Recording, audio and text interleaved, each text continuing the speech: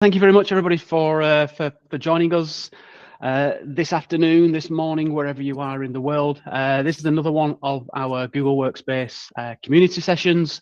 As I always say, the aim of these sessions is really driven by the community. People ask questions. People ask, what kind of sessions they would like to see. People put their hands up and say that they will be quite happy to have a conversation, demonstrate. We've had Stephen, who's on the call from Stiegel. He's presented on AppSheet several times. We've had other guys from the community presenting, what they're experts in. And speaking of experts, I'm going to pass over to Paul, who's been working with the GAM tool for Google Workspace for a long time. And we are joined on the call by a number of GAM experts. So yeah, hopefully, Paul, you do an excellent job. And don't get any criticism from the rest of the guys. But as always, if you do have any questions, please feel free to raise your hand, and we can do the dialogue later on in the afternoon. So with that, just wanted to thank Paul and hand over the session to Paul. Sure, thank you, Paul. Yes, as Paul did say, this was quite intimidating having Ross Grodds on the call. Having Kim Nielsen on the call, who are so vital in the GAM community. Ross has obviously been there since the beginning, and I spoke to my wife about this, and she was saying it's like they've provided the Christmas lunch, and you coming along with a wonderful script which we can call the carrot, but it's a damn good carrot. It's anyway. We are sort of like. We've been working with GAM for a while. We have been dealing with Google Workspace since around about 2008, 2009, back when it was apps for business and all the other things like that. And, when you you start with a school and you have to add the entire of the grade 8 community, it becomes difficult to do it via the UI.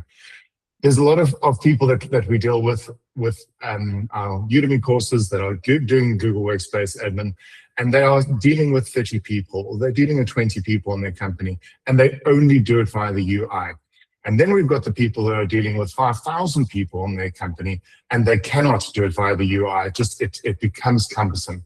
And that's when GAM and all the APIs that it exposes for us becomes possible. So we have been developing a couple of scripts. This one that we're going to be demonstrating today is the offboarding script. And we've been using it internally for about 3 or 4 years. And it's been a patchwork of different scripts that we've made. And, it's like having this webinar has forced us to put the script into one large, big pile. And actually clean it up and put proper commenting in and do proper research and proper documenting of it. And at the end of it, we will obviously show it to you. It's on GitHub. You can you can fork it, you can you can change it, you can do PRs, you can do whatever you want. And if you have no idea what any of those words mean, that's fine too. You can use it by yourself. So what I'm going to do is I'm just going to start it off and actually show you what the options are and what it actually does. Give me 2 seconds. Okay.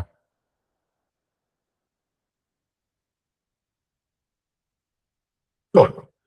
So this is what it looks like. It is a monster of a script, and it uses GAM. Sorry, let me just make this full screen. I assume you guys can see all that. It's just a VM that I'm running here, so it's a nice clean VM that is got nothing else on.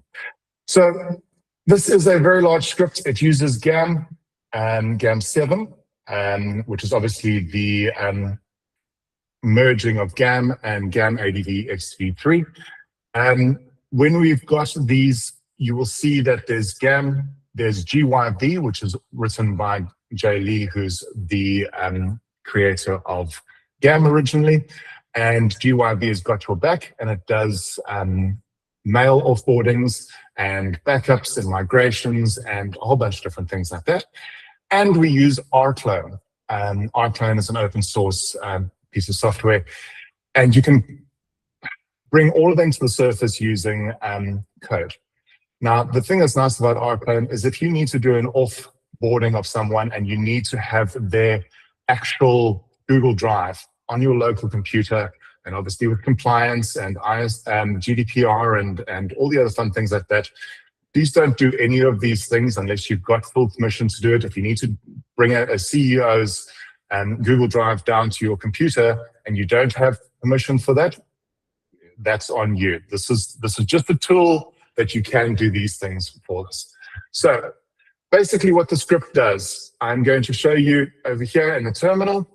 If we are looking at this, and if a terminal scares you, I'm going to make it very nice and handy for you just now. In this folder, it's Offboarding Google Workspace Users. There are a couple of things. There's going to be a log file. There's going to be an offboarding backup. There is going to be this offboarding command builder, which you will see in the GitHub. And then obviously this Python script over here, which is got all the stuff in it. It's all self-included. So you don't have to worry about running multiple different things like I used to have to do in the past. So if you're going to look at this, I'm going to open this command builder here, and this is what it looks like. If you're intimidated by command line, don't be intimidated. This is how it actually works. Let's say I want to, this is just an HTML file, so you just open up locally. If I need to offboard a user, I'm going to say test offboard 3. Okay, so this is just a demo tenant that we've got, and we're going to do a dry run. Okay, there's the dry run. We then, once we've tested the dry run and we're happy with it, we can do the execute, or there is a scorched earth. And the scorched earth basically means they are gone, they are dead, there is no bringing them back. It wasn't transferred, it wasn't migrated, it wasn't anything. It was just scorched earth, and they are dead, okay? If you don't want to read this, please don't. But we're going to start with dry run, okay? And then you go through all of these. What kind of operations do you want? Do you want to transfer, yes or no? Where do you want to transfer to? And we got tested to go to a manager. And if you need to do all transfers to a certain person, like a manager, you can do that. If you need to do that, but your email needs to go to someone else, you can do that. If you need to do calendars to someone or whatever it is, you can do that. External backups. Do you want to back up the email? Do you want to back up the drive with rclone versus GYB? Do you want to skip any phases? Do you want to say, well, we've got no devices in our corporate environment, so we've got no Chromebooks, we've got no Androids, so we can skip that because that's not actually important for us, okay? We don't want to have an auto reply. You can tick all of those things. And it's quite nice because you can do all of this. And if you are part of a Google Workspace admin and you are the only person and you want to download this HTML onto your computer, you can then save a profile. So let's say the profile is going to be for the sales department. The sales department always has this particular person moving to this manager. The IT department always moves to this IT manager. You can save those. You can save a profile over here, and you can say, I'm going to call this sales or whatever it is. And you can push save. And then this is a local profile that's saved in your computer. It does use local storage or cookies, as the older of us know about this. And then right at the end over here, it gives you this generated command, okay? So it's Python 3 offboard user, so that's the little Python script that it's going to be looking for. And then it does all of these users, and it's what's it doing? And then it's going to transfer, it's going to do that. It's going to back up the email, no devices, and no auto reply. So you can do that. Now, if you're running on Windows or running on Mac, there's a couple of things you might if you've ever run Python before, you might say, well, mine doesn't say Python 3, mine says just Python. You can do that. You can tick that and also take it off. But we've written a whole bunch of things that you guys can do, and you can set it up for yourselves. And one of the things we actually put in the instructions is how to make it say Python 3, so that you can actually just do it without even thinking about it. Anyway, so I'm going to go in here, I'm going to paste that command, and this is going to be a dry run. So if I push that over there, it starts doing, and obviously doing this live is terrifying. I'm going, I hope the APIs are working. I hope that the Google Workspace is set up. I hope that I haven't suspended a user or deleted a user that I didn't think I wanted to do. Hopefully it all works. and life is good. But anyway, so this is going over here. As you can see, it documents everything. It's like it brings it all here. This, if we have a new version of the offboarding script, it will sort of like check for a version of offboarding script, which you can switch off if you don't want. And it says here that we have switched off no devices and no auto reply. Yeah, the dry run option is the default. There is no, if you don't put anything that says do it, which is kind of the things that you and Ross and everyone sort of like puts in the GAM scripts. If you don't say do it, it doesn't do anything. It just basically says that life is a test. Okay. So as you can see, it's going through all of this. It's doing dependencies. It's saying see if GAM is installed and where it's actually installed. Is it doing Python? Yes, it's doing. Have you got an offboarding OU set up? Yes, we have. Is GYB installed? Yes, it is. Is rclone installed? And it's like it goes through all of those things. Okay. It then does a user verification where it goes through all of this and does a pre-flight snapshot. Now, if you've ever sort of like had to do this before, you might go, you know what? I'm going to delete the person, and then in 6 months' time, someone comes along and says, hey, you know what? When you deleted test offboard 3, did they have access to, I don't know, this drive, or did they have this OU or whatever it was? And you can go back into your offboarding thing over here, and you go into your offboarding backups. And over here in the snapshots, you can see I actually ran this just before this to make sure that it actually was working. It makes a little JSON file that if you go into text edit, what it does is it actually brings it up and says, okay, test offboard 3, we're dry running true. The script is version 4.3. It is going through all of this. It says, what's their full name? Are they delegated admin? Are they anything? What's their email addresses? Do they have anything? What was their licenses? And you can see we're on Google Workspace Enterprise Plus. And are they primary usernames and stuff like that? So it gives you a full snapshot of everything before it goes through.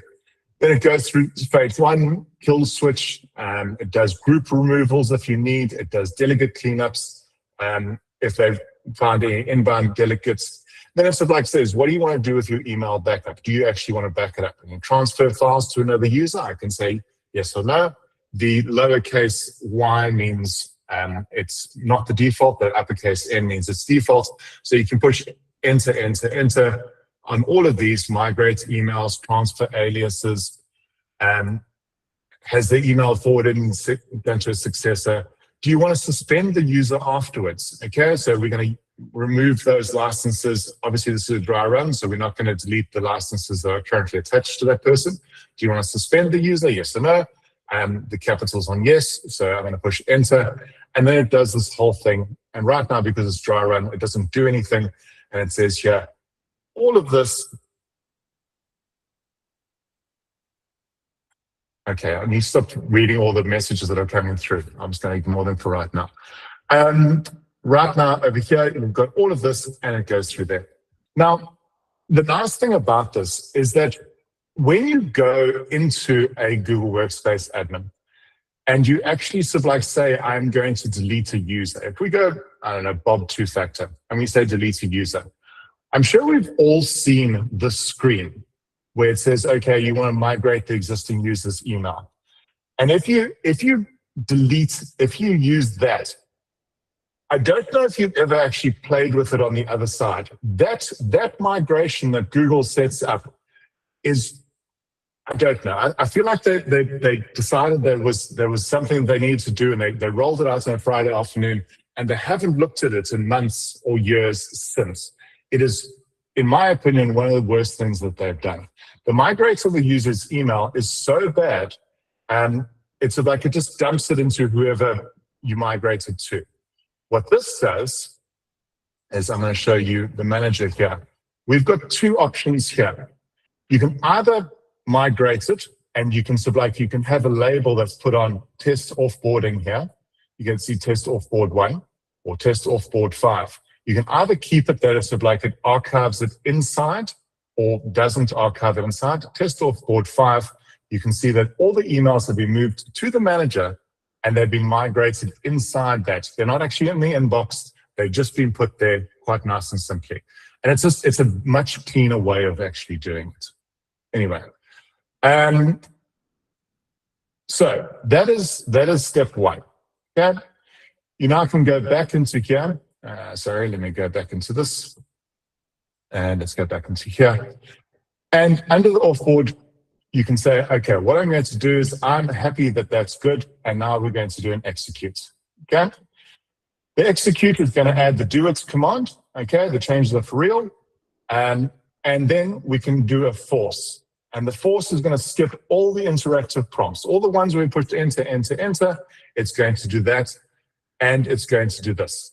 Now, as Kim said quite cleverly, yes, the moving of your drive data is not reversible. It's not sort of like something you can go, oh, crap, I did that badly.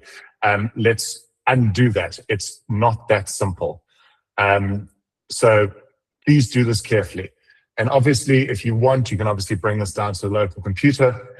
And this script waits for everything to run. It waits for the emails to be migrated. It waits for the drive to be migrated. It waits for all of this stuff to happen.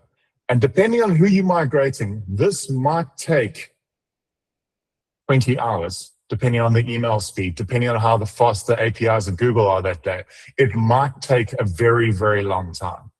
But anyway, so I've now sort of like added on the real one. You can see that it's the same thing again, the same thing that we had, but we have this do it now in the middle here. And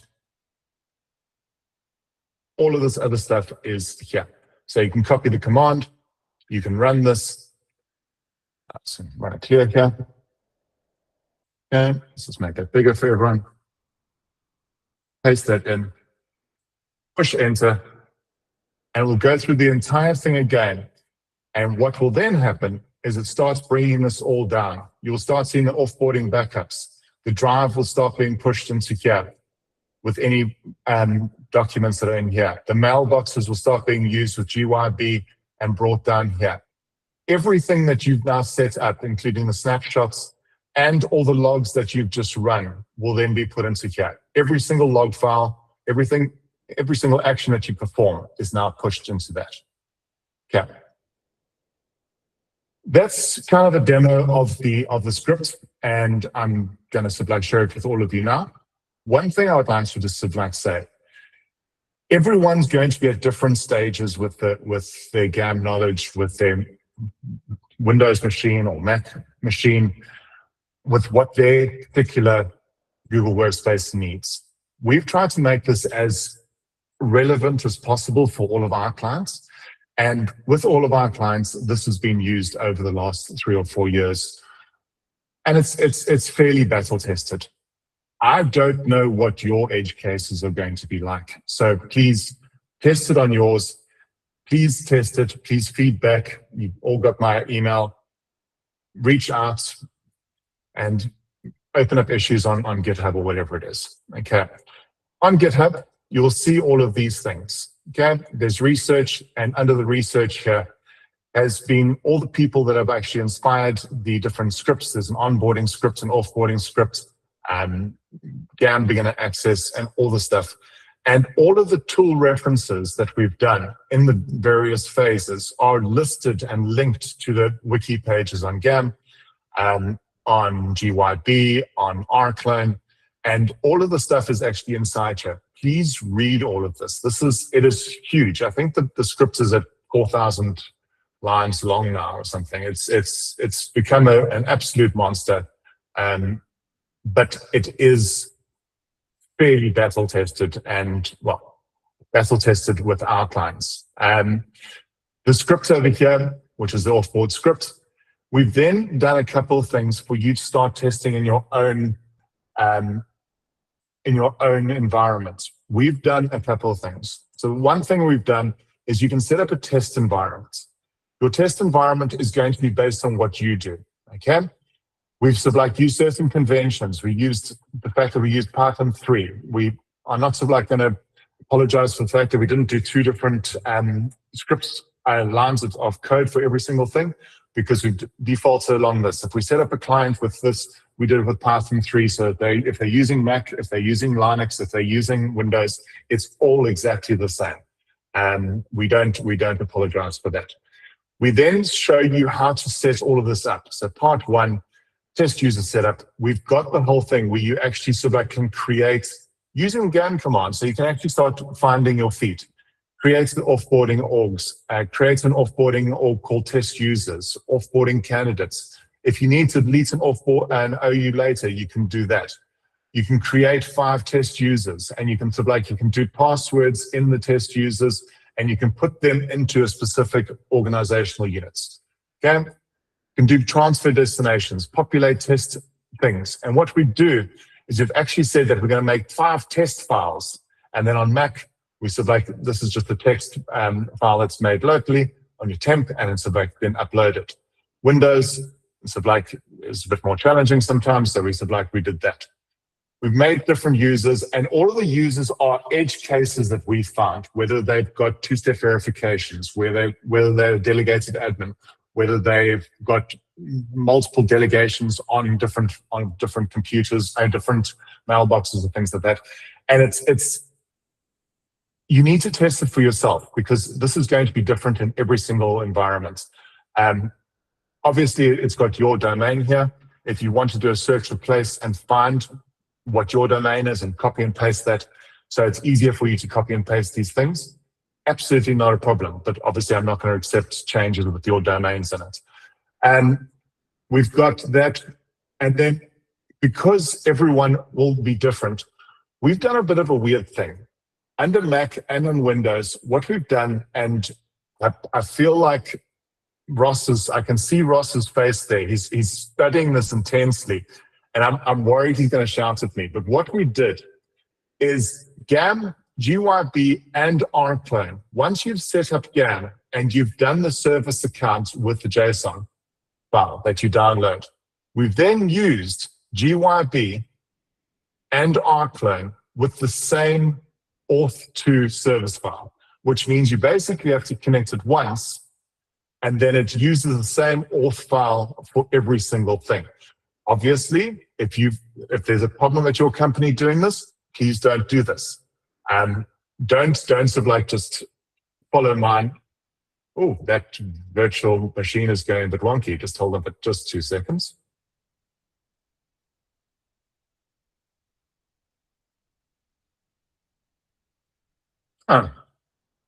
Never presented to a whole bunch of people with a virtual machine like this. This might have been just dying now. Anyway, so what I'm going to show you, let me actually just bring this up on this other screen. Where is it? While I'm trying to sort of unbreak things, are there any questions, Paul, that I've missed? There we go. I think there was a question from Stephen just about rclone, and I think Stephen, you were asking about the data format. Is that right? Of the data when it comes from Google to the drive. I'm assuming it gets converted to a Microsoft format. Yep. It does, because it's using rclone and it brings it to the local thing. It does bring it with Excel or Word rather than the Google Workspace. But if you're not bringing it down locally, if you're just moving it between the 2 users, it carries on leaving it with the Google Workspace format, or the Google formats. And the other question I had was, if obviously this can take a long time if someone's got a huge account, where do you suggest running this? Because if it can go on for 20 hours, obviously my machine could crash. I might run out of hard drive space, whatever that is. Do you suggest running this in a cloud service, or you just have to accept the risk that things can happen on your local machine? Look, one of the things that we have found, and this virtual machine has died completely. In terms of what we have found is that sometimes it would die. In South Africa, we have a thing called load shedding, which hasn't happened in a while, but it's something that is a possibility. But what we've done is in the script, which you actually go and look at, the script basically has a graceful fail. It doesn't. If you push Control C on it, it basically says, okay, I've stopped at that particular step. And so like you can carry on from that step going forward. It might not be the best. I mean, Windows sometimes on in command line falls apart. But we've got clients that have got Active Directory servers or file servers lying around that they are using, or sort of like just a local computer that's sitting in the back cupboard, and we sort of like we run it on those. It really depends on what your situations are.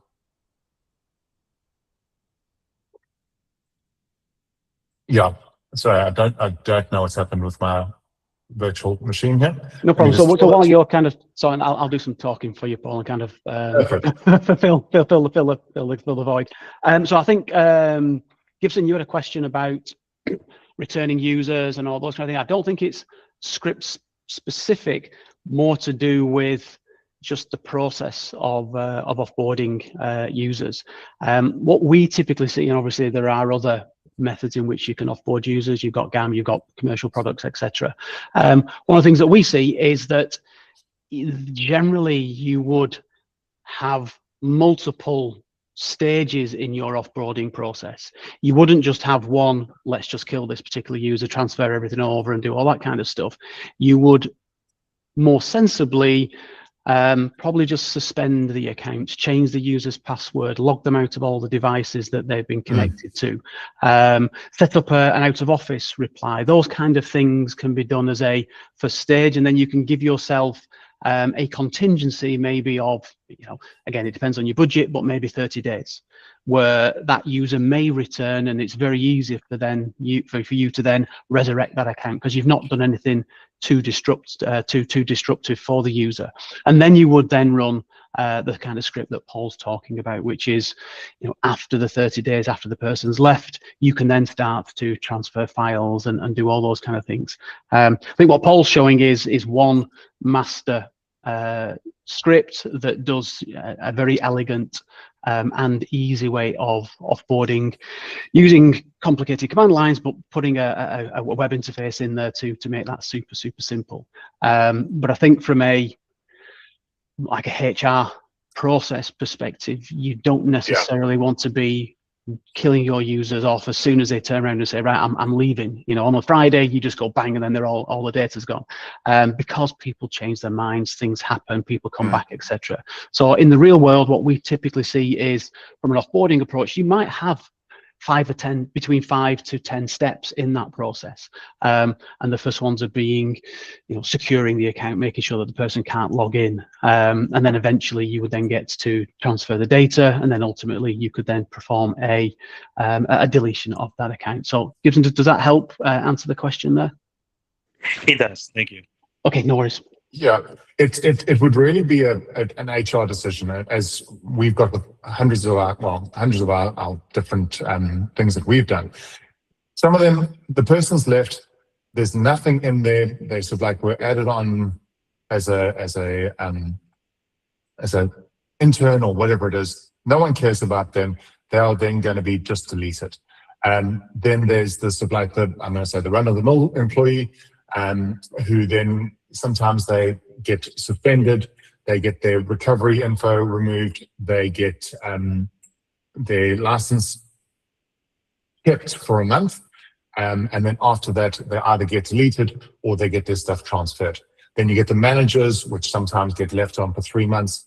You get the managers that are also have an archive license added to them, and all of those things are different. It really depends on your client, your HR, and what your budget, according to what Paul said.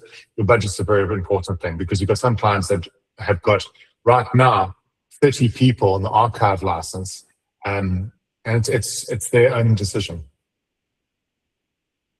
Yes, who else we got, Joe? I think Ross had a question. Yeah. Yes. One of the issues that I run into with people doing this kind of stuff is a user has shared a file or lots of files to other people. The API gives you no information as to when other people are viewing the file that you shared. Yeah. So if you delete the files or move them or do something like that, all of a sudden you're going to get a lot of calls going, gee, we used to use this file, that Paul made 5 years ago. It's the world's perfect file, but now it's gone.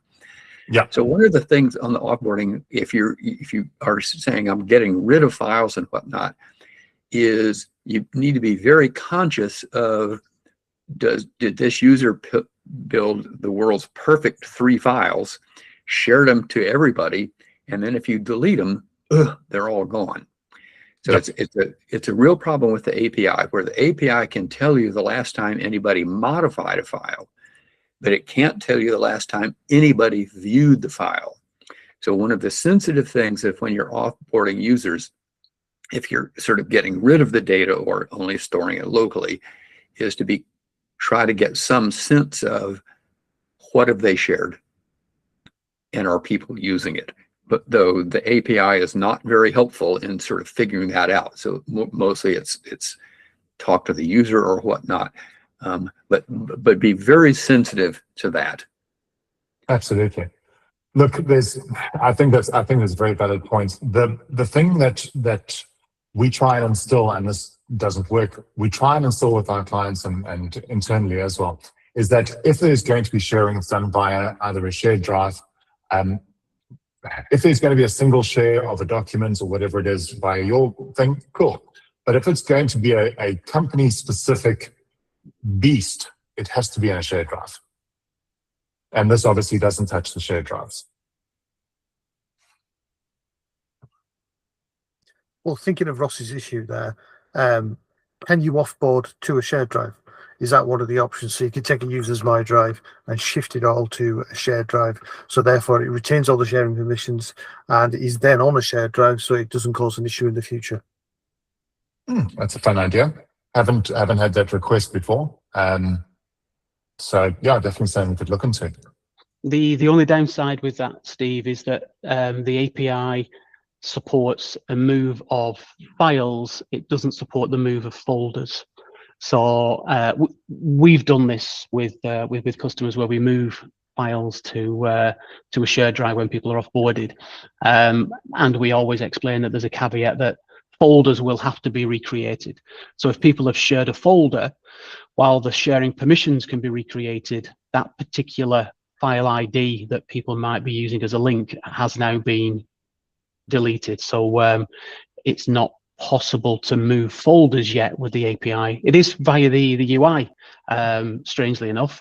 It's just that Google used to be an API first company back when Paul and I first started using Workspace. That's pretty much what they touted, but these days it seems that the API does come second fiddle to quite a lot of the new features that are coming out. Going back to the question about visibility, who last viewed the file, the standard drive and kind of audit APIs don't allow you to do that, but the reports API does.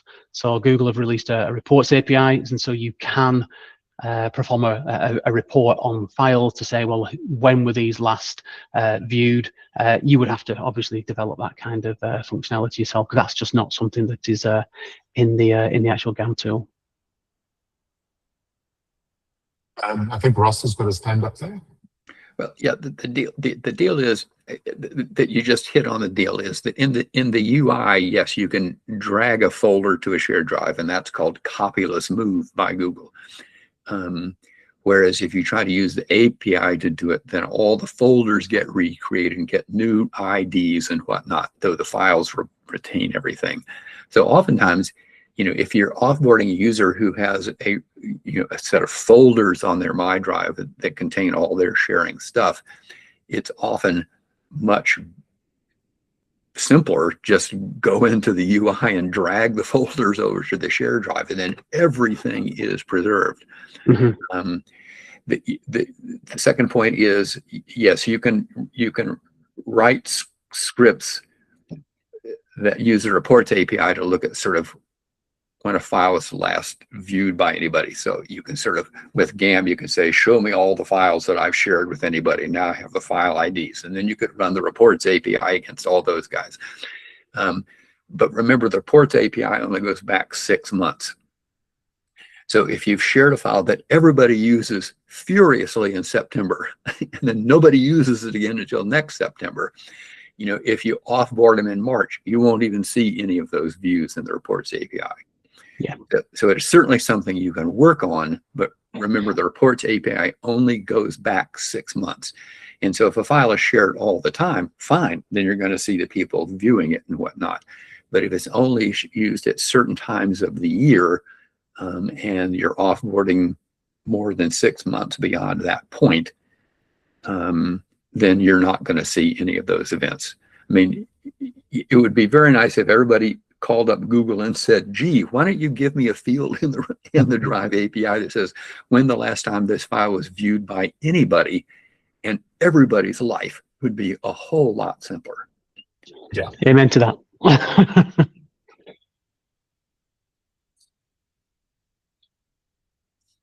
Is there anything else, Paul, you wanted to kind of cover off? One thing before everything fell apart here. If you're on Windows, if you're on Mac, if you want to get the stuff set up the way I've set it up, I've got a full documentation on how it all works with how to get it set up. Obviously, every single time we do one of these scripts or we do a video on YouTube, the GAM interface changes, and I said, like, I tear my hair out. That's why I've got none. Because I think since 2019, it's changed so many times, and I must just sort of like bow down to Ross and to Jay to keep up with the changes. I cry between the changing from G Suite to Google Workspace to everything, and then it's quite amazing. So if you do find anything is wrong in these installation guides, please let me know and we'll get them updated. I'd like them to be as up to date as possible all the time. I've put into the chat the GitHub link. Please jump in, click around, download the scripts, test it yourselves carefully. Yes. And that's me. That's me in a nutshell. Awesome. Brilliant. Thank you very much, Paul. Anybody got any further questions for Paul? I see Ross is taking questions now, so I'm going to see if Ross can is answer. Kim obviously has a lot of experience using GAM. There's the link for GAM. So yeah, if there's any questions, please feel free to raise your hand and we'll get to you.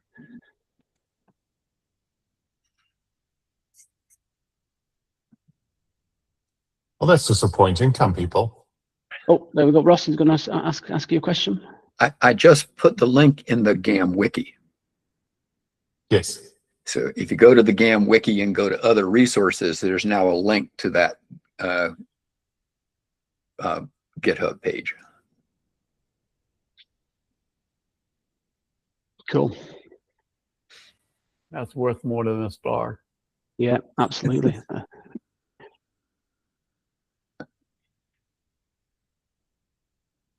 Oh, there we go. Okay.